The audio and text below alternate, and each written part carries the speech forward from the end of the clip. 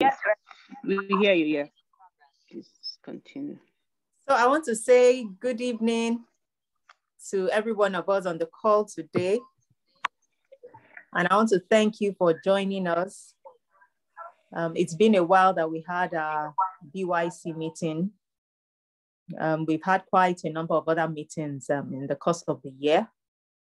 And we sent newsletters that summarize some of the events that we've had. But it's such a pleasure to be here again, having what we call the Boost Your Confidence webinar, whatever you call it, or session. And the essence of this Boost Your Confidence seminar or webinar is to encourage individuals who are passionate about making lifestyle choices, making positive lifestyle choices, encouraging them by virtue of sharing another person's story. So we have several members of LCI, Lifestyle Champions International, who have made pointed changes in their lifestyle, some due to a life event. And because of that change, because of that marked change, they were able to achieve their goals. And because of that, they are healthier. They've overcome some of the lifestyle-related diseases that were coming up, and they're happier. And that's what we're about. We want to encourage people to do something intentional to improve their health-related quality of life, because at the end of the day, that's what will help us to live a productive life, and that will help us to fulfill our divine mandate and God's purpose to help us to bless other people. But when we are always tired, when we're down, when we're ill, in and out of hospital, then we won't do so much good, for the people around us. So this evening we have, it's morning in Canada, where our guest is. So our guest is Abimbola Oki. I used to know her as Dixon back in the day when we were in school together, and she was a very jovial friend. And it's so great to be connecting with her, despite the fact that we are hundreds of miles away from each other. So she's our guest today, and she's going to be telling us a bit about herself. And she's going to share with us how she made some changes in her lifestyle so that she could live a healthier life. So thank you for joining us, Bimbo. I'm going to put you on the spot now. You're on mute, please, so you need to unmute yourself. So hello, everyone. Okay, so I'm going to start. Sometimes I could be shy. I kind of appear to a lot of people, but sometimes I could be shy. But I'll try to share my story as much as I can, and hopefully I'm able to impact someone today. So my name is Abimbola, like I was, rightly introduced, and I wouldn't call it weight loss per se. I would call it a lifestyle, changes that I made. I think I decided to make those changes, I think in 2018, to be precise. So one time I went on the scale and I was 95 kg, and I'm like, what is this? Like, what am I doing to myself? Like, at that point, I knew I needed to do something about myself. I just knew that, I needed, but, I had this weakness, my weakness then was white rice. I needed to eat a big bowl of white rice to make me feel, full. I needed to fill up my plate, and my tummy had to be tight, and it didn't matter to me. I wasn't intentional about my diet. I'll just eat it. I could eat it like 3 times a day, and it didn't matter to me. But in 2018, and I used to tell myself, I can't make those changes. It's something I cannot do. It's so difficult. I don't think I can ever, my relationship with white rice, I don't think I can ever break it. My relationship with food per se, like my relationship with food, I so much want to eat. And why would anyone be alive and not love food? Like, it didn't make sense to me. So I discussed with somebody, was a professor, they were they had like 5 different degrees and very, very intelligent person. I just spoke with them. I'm like, I have this problem and I don't think I can ever, quit white rice. I love white rice, and that is my biggest weakness. And they were like, I said, what do you think I can do to help myself? And they were like, your cognition, the fact that the knowledge, knowing is different from just, feeling. You know these things, and you know that when you take in that knowledge, when you use it, it's going to, that was for me, that was that was the moment. That was when I just got it. So for everyone, it's different. Some people, this section might never really impact them. And for some people, it could be something else, but that was mine. And at that point in time, I was intentional, I was deliberate. I knew I needed to make those changes. And I completely, I would say, stopped eating white rice. So I replaced white rice with another meal that kind of seems similar. Like, it was quinoa. I don't know if you guys know quinoa. It's more proteinous.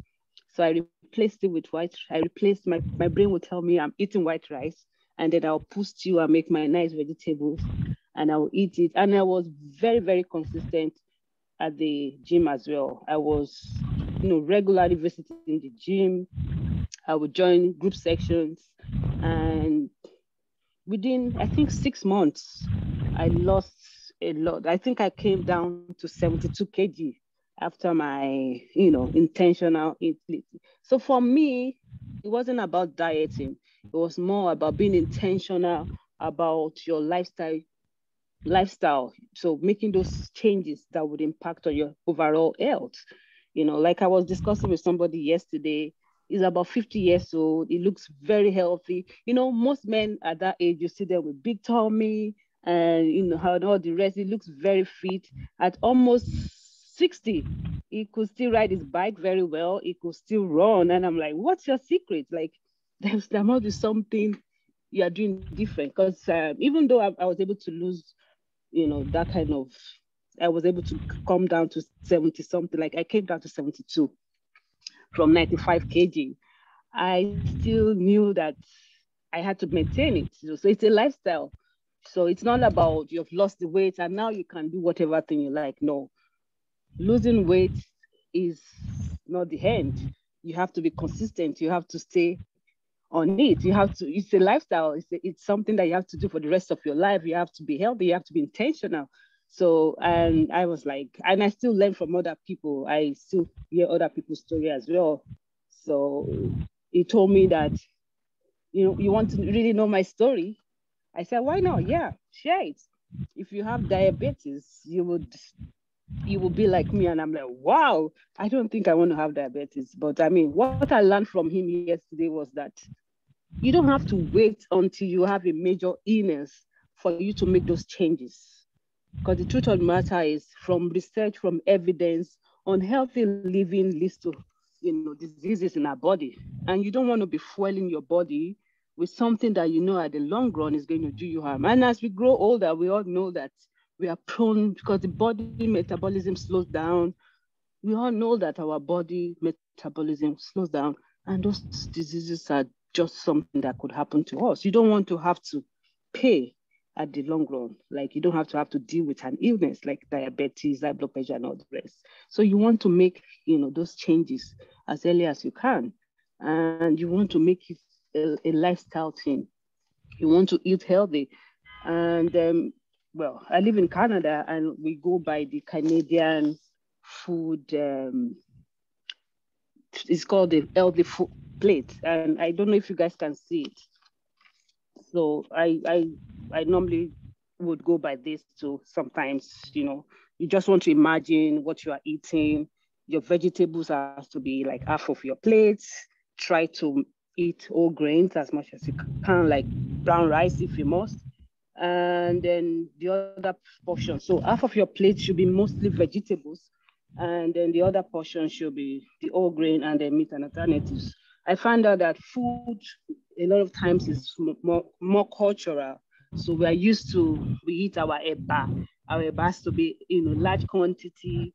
And then the soup is, one, that's not healthy eating. So you have your plate. Imagine your plate half of it to be vegetables. Most of us don't eat like that, and we don't want to continue that. We don't want to pass on that tradition to our children and to our next generation as much as possible. We want to make those changes so that the coming generation too can imbibe those cultures and just maintain it.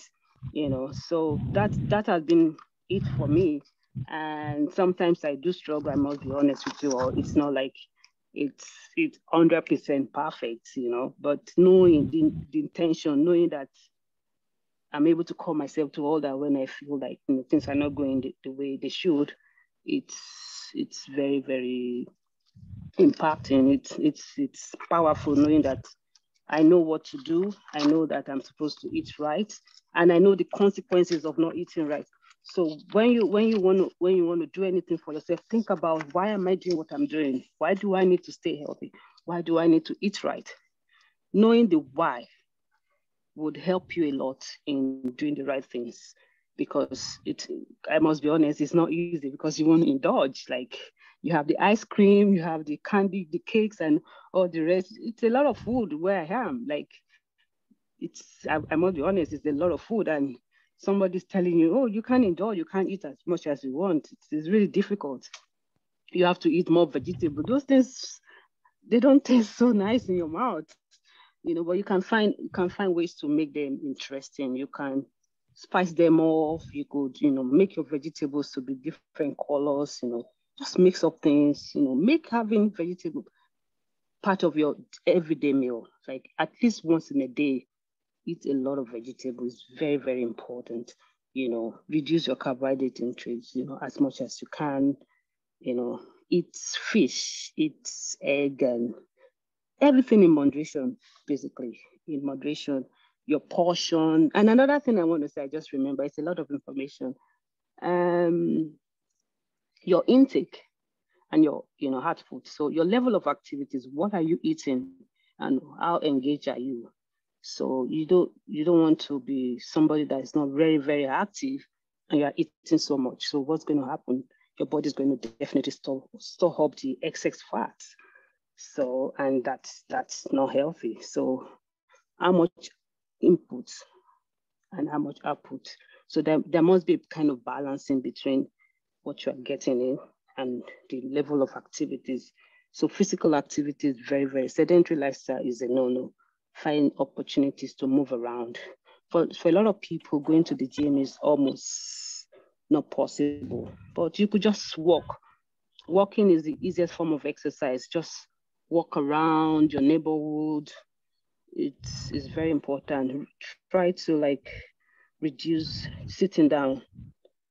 I'm not able to read those. Let me read the comments. Hold on 1 second. So now if I think, wow, amazing, well done. Glad you have it. When you want to do anything, think of why you do it. It's good for the person. Okay. So your level of activities is very important. You have to be physically active. You have to be engaged. Like, it's a lifestyle. Your diet, your exercise is proven. Like, it's research-based evidences that those two things, as you are growing older, if you want to grow healthy, those two things you have to take very seriously. Your level of activities and your diet is very, very, and your diet has to be your lifestyle. Try not to starve yourself, try to eat, because I find out that for me, when I haven't eaten for some time and I become very, very hungry, I indulge a lot. So try to eat small meals, like 4-5 times a day. That way you're able to curb your cravings. So when you're not too hungry, it's easier for you to eat healthy. Like, you plan your meal ahead of time. You know exactly what you are eating and know why you're eating what you are eating. So why do people overeat? I think I wrote some things down. Hold on 1 second, let me share. Because people eat for different reasons. Is it because you are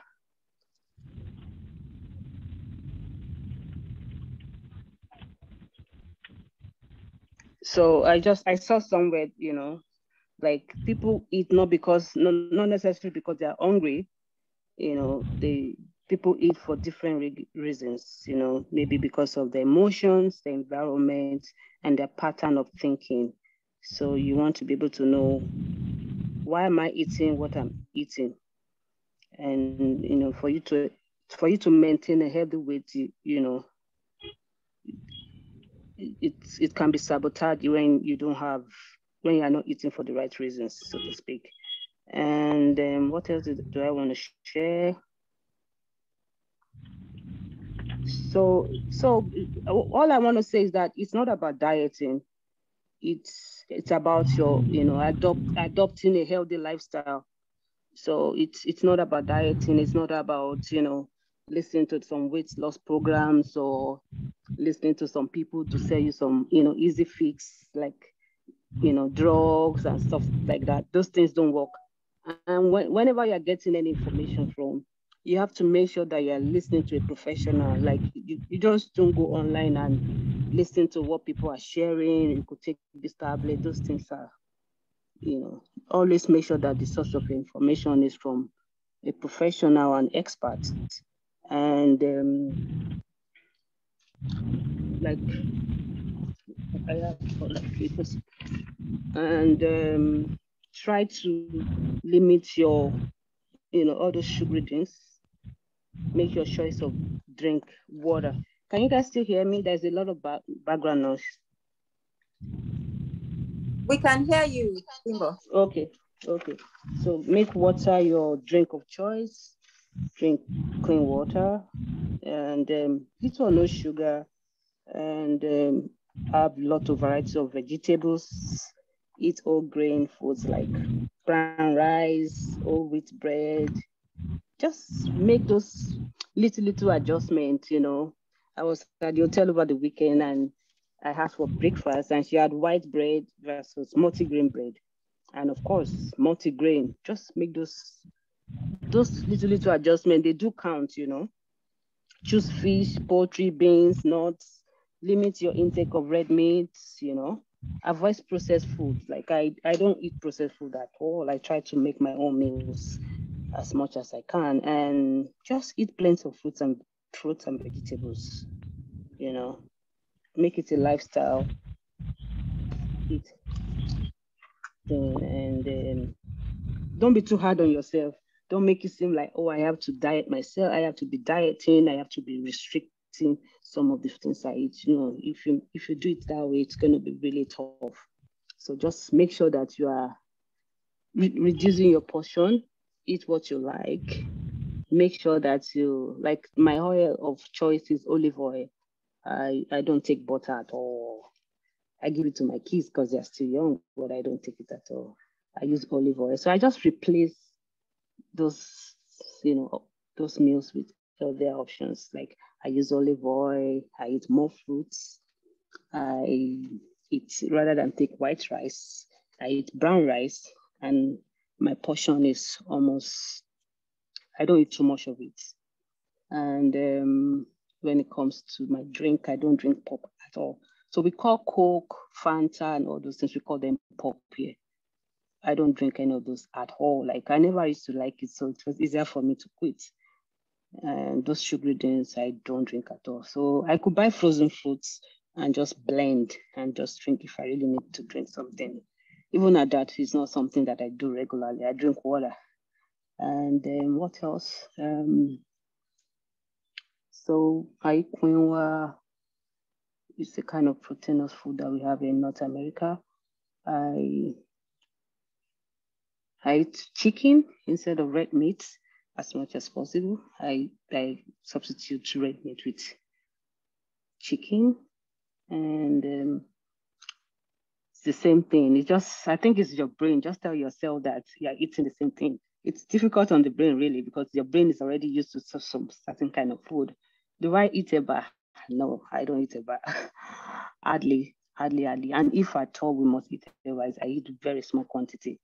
And one time I was making solid. I was making my vegetables into solid. So I'll buy spinach, I'll blend it, I'll use we had this thickener. I've forgotten the name. If I remember, I'll share it with you guys on Telegram. So I was kind of solidify my vegetables. And in my brain, I'm eating the same thing, like it's solid. I make maybe my okra soup or my any of those soup or egusi soup or whatever I just eat it like that. And as far as I'm concerned, I'm eating solid, but it's all vegetables, and that's my own substitute for solid, because most of us, we love solid. We want to eat amala, we want to eat eba. I'm able to quit those ones because I don't even have the time to make those kind of food. They take a lot of your time, so it was easier for me to I don't really like pasta, so then this particular food that we all like, it's Indomie. I don't know if there is any nutritional value in that food. I don't know. So it's like you're feeding your body with almost nothing. Think about what you're eating. Think about it in terms of, what am I feeding my body with? What nutritional value am I getting from this food that I'm eating? If it's not going to do your body much good, why waste your time? Like, it's easier said than done, because we got used to eating all those kind of things, and they kind of taste very delicious in our mouths. But then you think about, you're just eating carton. How much nutrients are you getting from this food? So think about what you are eating. If you have a car and you are giving it, junk, the car is not going to function well. We all know that. We won't put gas in our car that we know that is going to break up the engine. So why would we feed our body with things that we know that will not do us good? So think of food in terms of, okay, I'm going to eat this meal. Of what benefit is this thing that I'm eating? What nutrients am I getting from it? So think in terms of the health benefit from what you are eating. So that helped me too. I just remember, and there's a lot of things coming up, So I think about, okay, I'm eating this white rice. What exactly am I gaining? What are the nutrients that I'm giving my body from eating this food? Because we all know that the excess carbohydrate, the excess fat is stored in the liver, and you begin to have those big belly fats, and makes you, I don't know, you don't like how you look at the end of the day. So why do you want to continue to indulge? So think about food in terms of, okay, I want to be healthy, I want to eat right, and I want to know exactly what the food that I'm eating is doing to my body. I don't think white rice does much to our body in terms of nutrients. So we want to feed our body with the things that will give us the right nutrients that will keep us healthy. So that's another way to look at food. Our relationship with food has to just work, just like any other relationship. Food is very addictive, extremely addictive. And most of us from Africa, over time, we are used to a particular kind of food that we eat, and we don't really follow the food guide when we eat. We just eat because that's how our parents have taught us. That's how we have been eating. I work in a mental health rehab facility, because of my clients have to eat healthy, because they are sick people, they have to eat healthy. And I find out that most of their meals, there's hardly a meal that doesn't come with salad. They have to have their salad with their meal. And my mentality is like, rice has to be the main food. No, you don't have to make, your vegetable can actually be your meal. I know it's difficult for most of us, but you can have only salad as your main meal, and you'll be full. I'm like, well, really? People have only salad as their main meal and they're full, But because we're already used to rice, eba, amala, okele, and they kind of look delicious looking at them on pictures, So we have to be able to look at those food in terms of, when I see those pictures today, I tell myself, oh, and it's a lot of oil.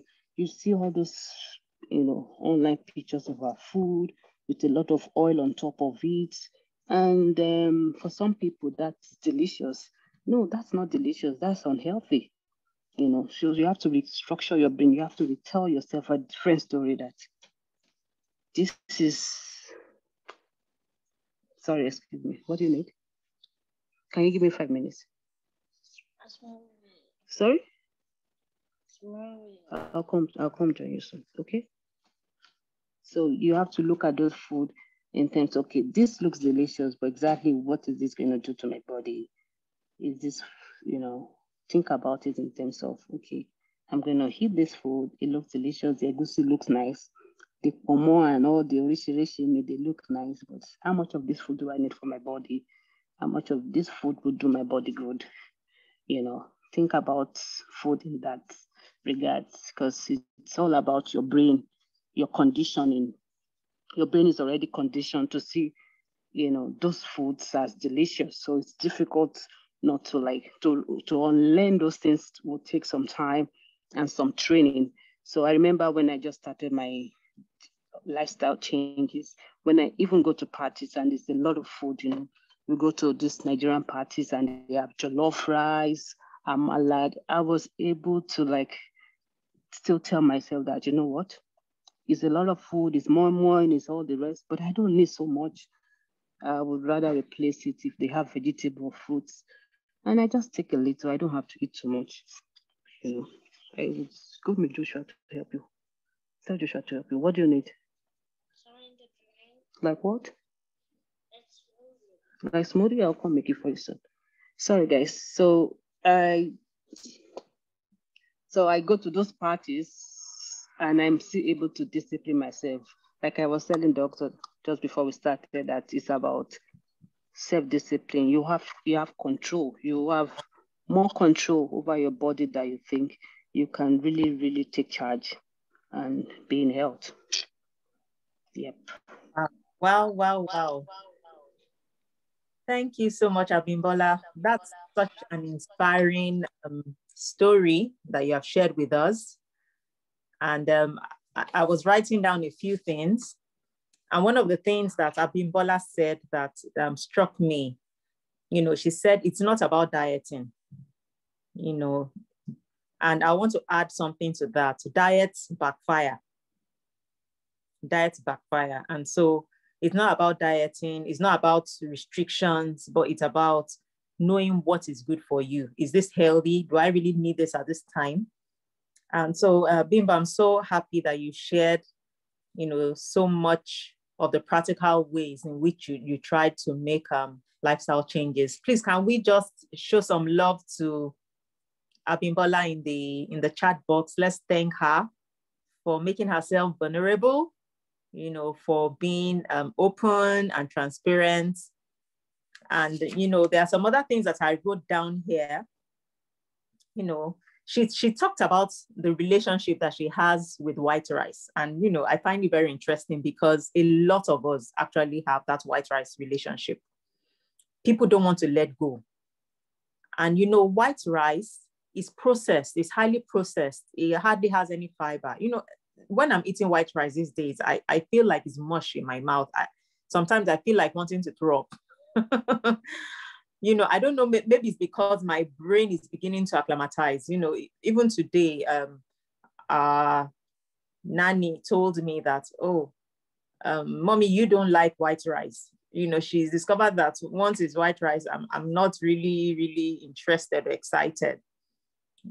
But it's good to know that you can make other choices. There are other things in our diet, that have fiber. So we need to look out for the things that have fiber. And that's one thing about our veggies or things that are plant-based, whole grains, they retain fiber.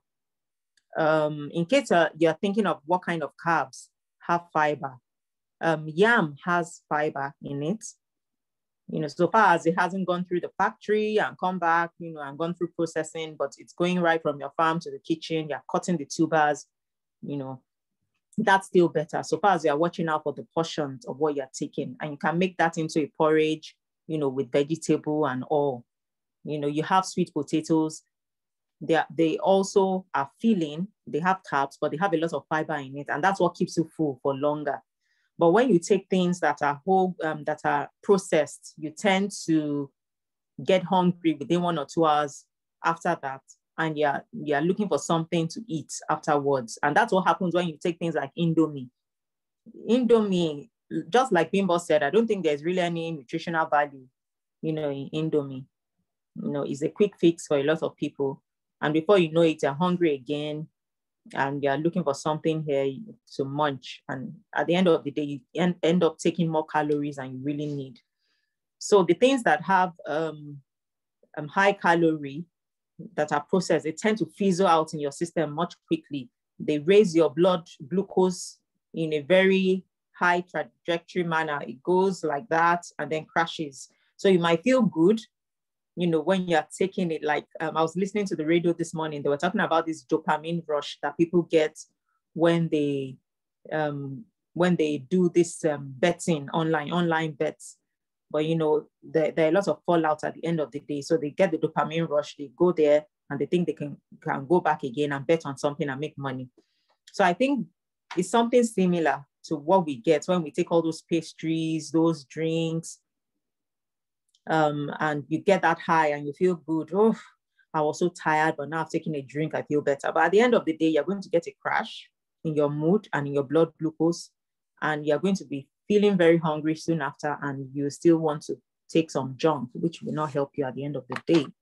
And just like Bimbo said, you're going to store it around your liver, around your belly, and you don't need that, because that is actually what raises your risk of diabetes and other lifestyle related diseases. What else did Bimbo say? Okay, knowing is different from feeling. So what you know will help you, your knowledge, and that's the reason why we're having some of these discussions, so that we can stimulate our knowledge and encourage our passion too. Because what LCI is doing, we're raising like-minded people who are passionate about making lifestyle choices. So some of us already made those lifestyle choices even before we joined LCI. So, but as we're part of LCI, we're also trying to inspire other people around us, so it becomes a lifestyle. It's not something that you just do that is not sustainable. It's something that you do for the rest of your life. So you want to enjoy it. You want to enjoy your walks. You want to enjoy your meals. You want to eat mindfully, savour it, make sure it has all the nutrition that is needed. Veggies, half of your plates. Those are some of the things that we really need to get used to. I like the way she talked about replacing with healthier options, and getting your brain to say that this is more or less the same thing.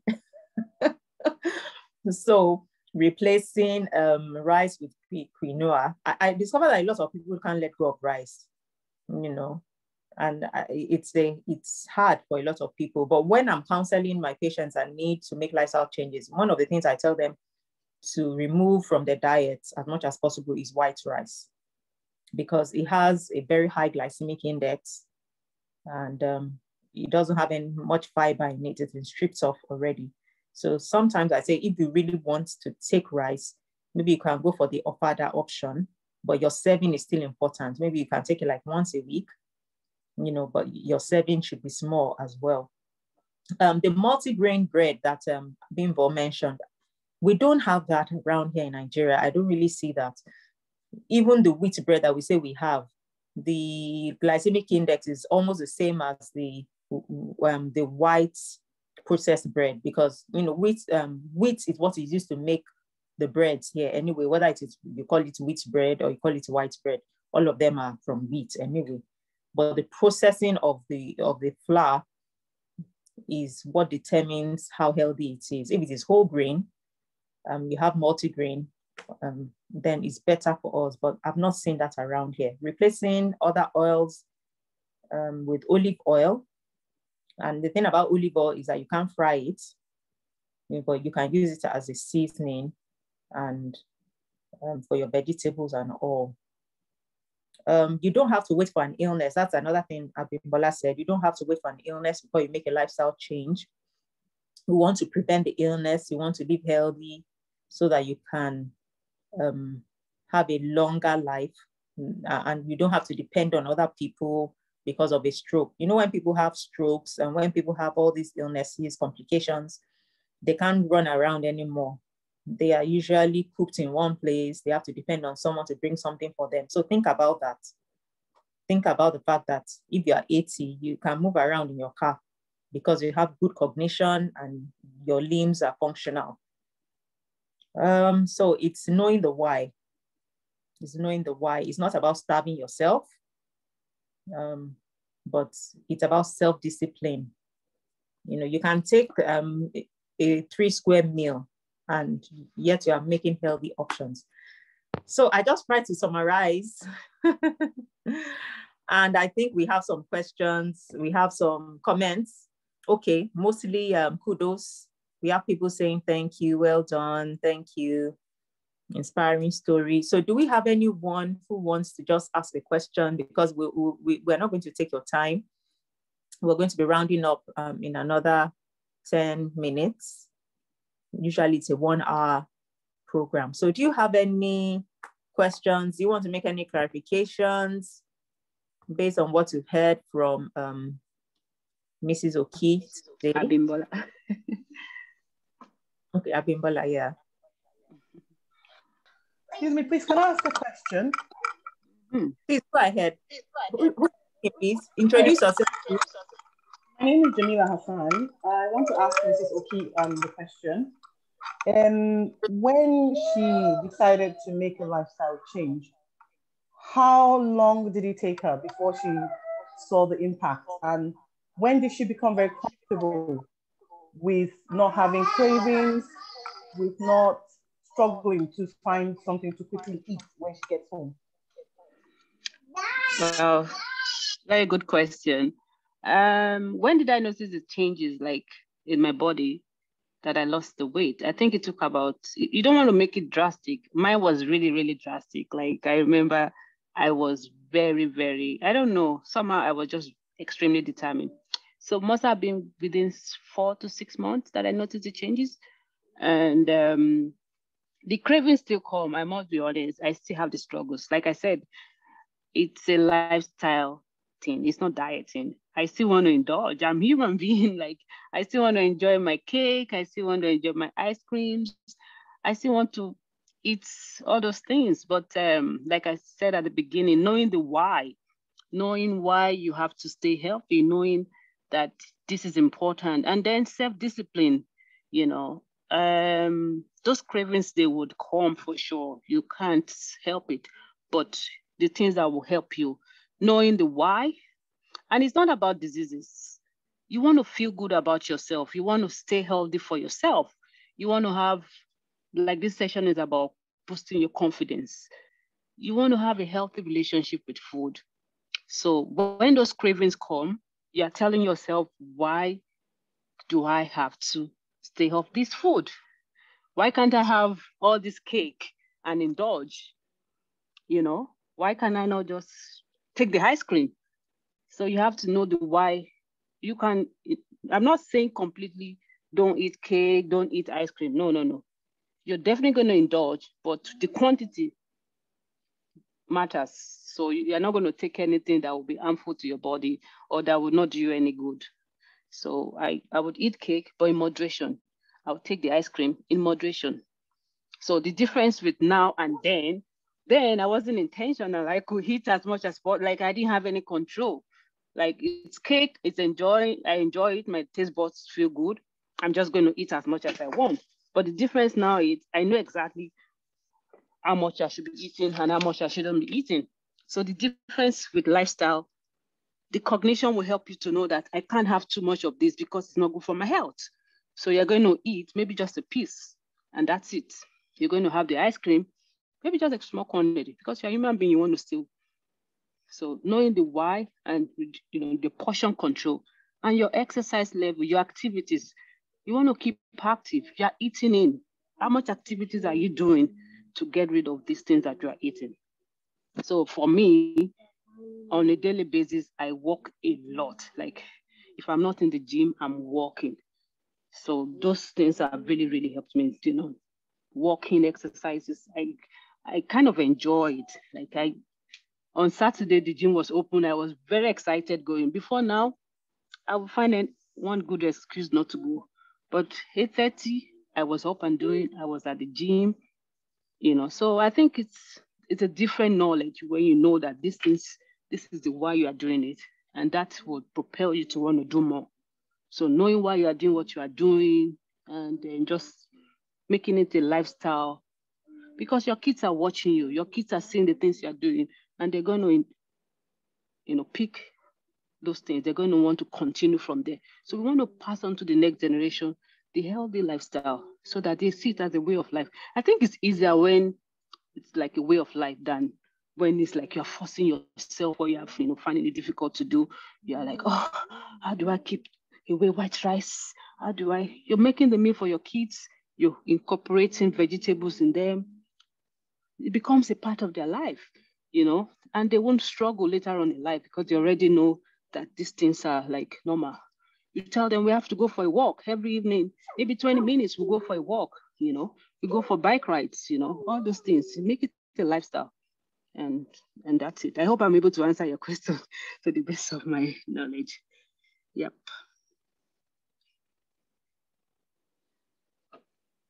Okay, I hope that satisfies you.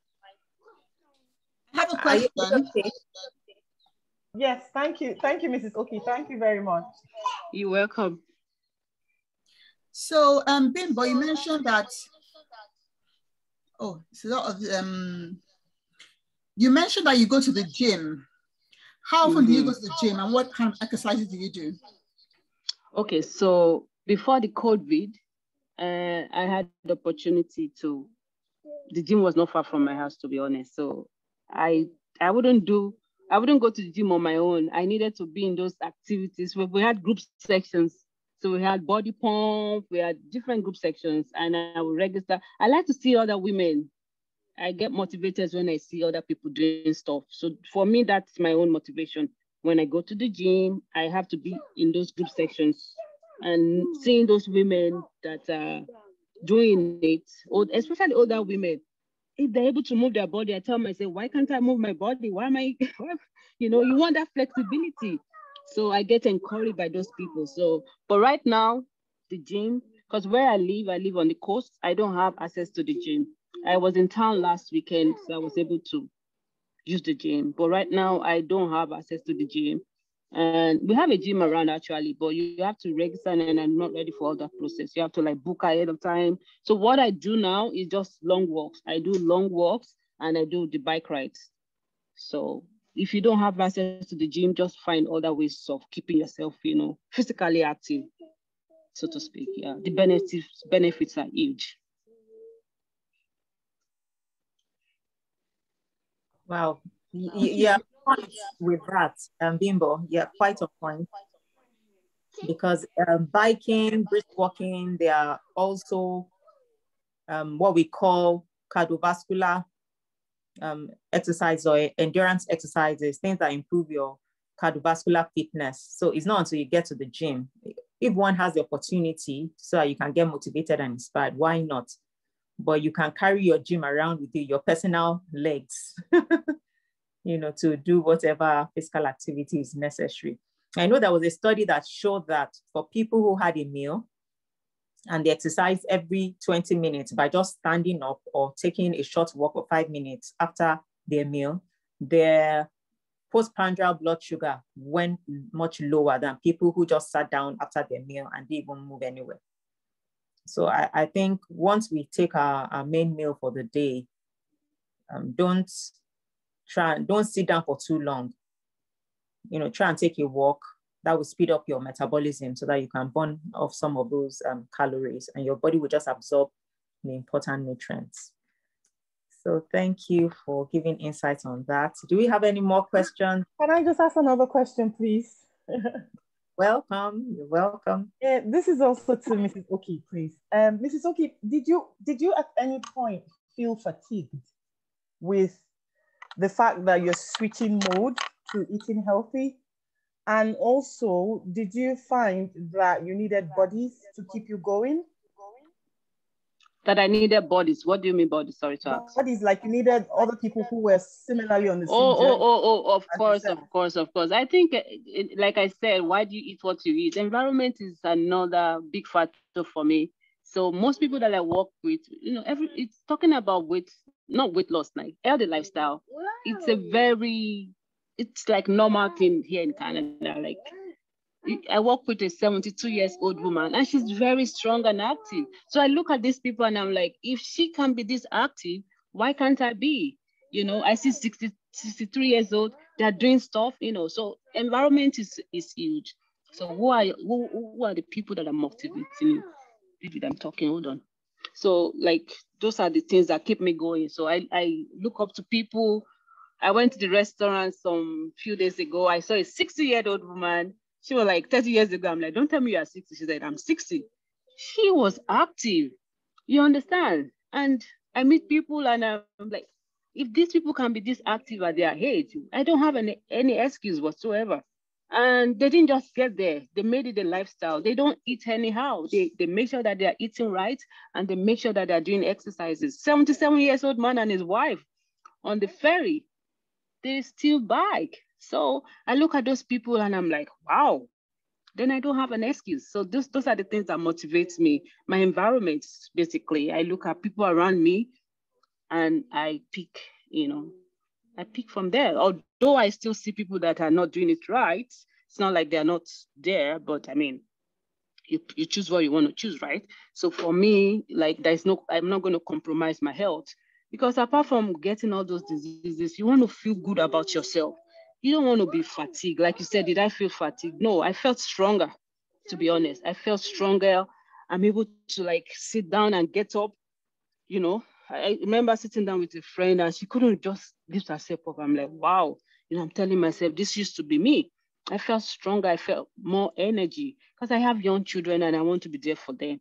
You understand? I felt more active. I didn't feel fatigued at all. I felt the opposite. I felt stronger. I felt that I was able to move around. I felt more confidence about myself. And it's not something that I want to quit. No, I want to make it my lifestyle to stay healthy.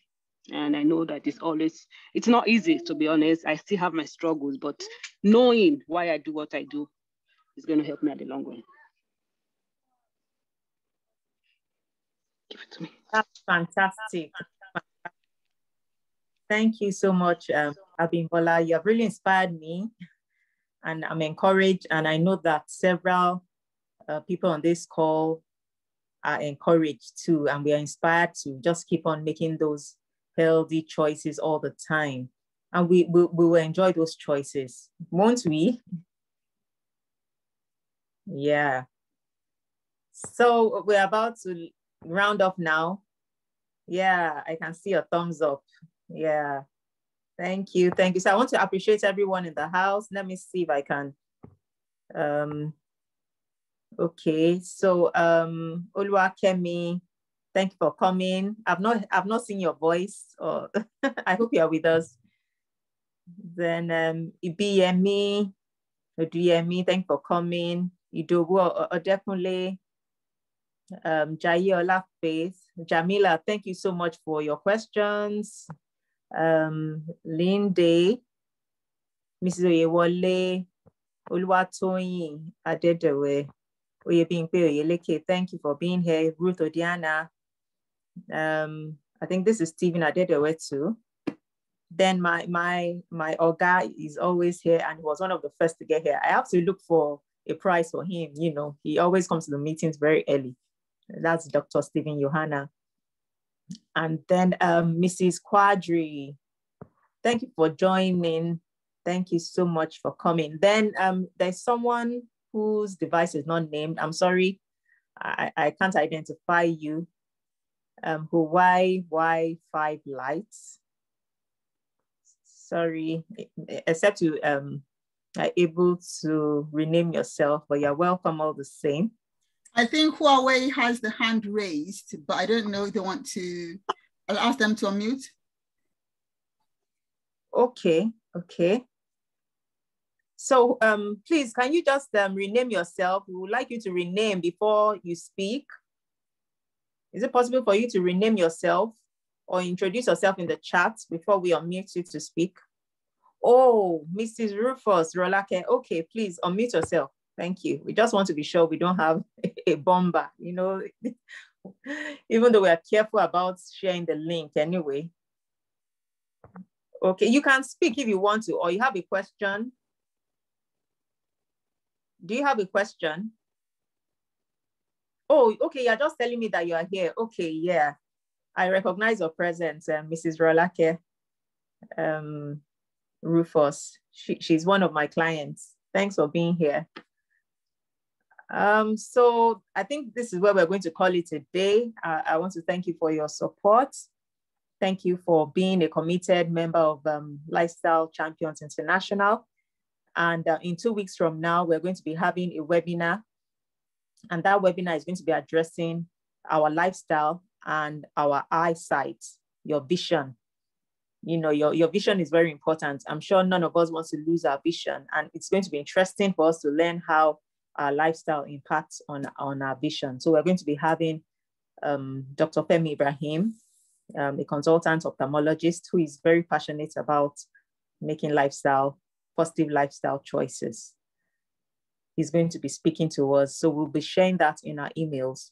So if you want to receive newsletters from us, please, you can quickly share your email in the chat box so that you'll be notified about oncoming activities of LCI. So thank you once again. So we can just unmute ourselves to say bye-bye as we sign out, in case you just want to say something. Thank you, Bimbo. It's been good to hear your story. Welcome. Thanks for having me. Yeah. And thank you, Dr. Ore, for your good work. And thank you everyone for joining in, because I couldn't be talking to myself. Thank you, Bimbo. Thank you, Dr. Ore. Thank you, everyone. Thank you. I'll see you guys everyone. In 2 weeks. Because I need to learn about my sight. As you grow older, your sight you just need those reading glasses. There's something we can do about it. I'm looking forward to it myself. Yeah, I'm looking forward to it. All right. Thank you, everyone. I'm signing out now. Make a nice cup of smoothie for that little one who was asking. You heard it. Yeah. I'm going to make that now. All right. Yeah, bye. All right, bye, everyone. God bless. Bye. Bye. Okay, so you save the chat for me. I can see someone who wants to receive the email. Okay. All right. Take care. Bye, everyone. Bye, Mrs. Ewale. Bye. Bye-bye. Oh, bye, Tony. Talk to you soon. Bye. See you tomorrow. Bye. Bye.